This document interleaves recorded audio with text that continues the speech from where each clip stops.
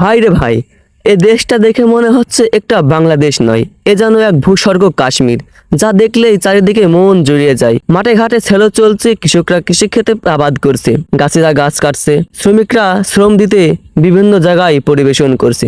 তার মাঝখান দিয়েই ছুটে চলেছে মানুষের জীবন। আর আমিও ছুটে চলেছি আপনাদের জন্য ভিডিও বানাতে বানাতে।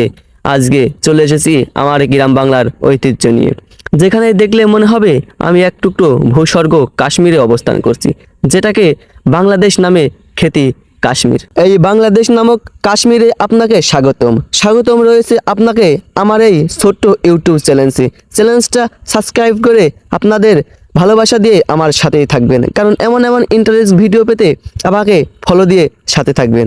যাই হোক, যে কথা বলার জন্য আপনাদের মাঝে হাজির হয়েছি, বাংলাদেশ নয় যেন এক টুকরো কাশ্মীর, যাকে দেখলে মনে হবে যেন মনের ভিতরে এক প্রশান্তিদায়ক কাজ করছে, যেটাকে আমাদের বাংলাদেশের নামে কাশ্মীর খ্যাত অর্জন করেছে।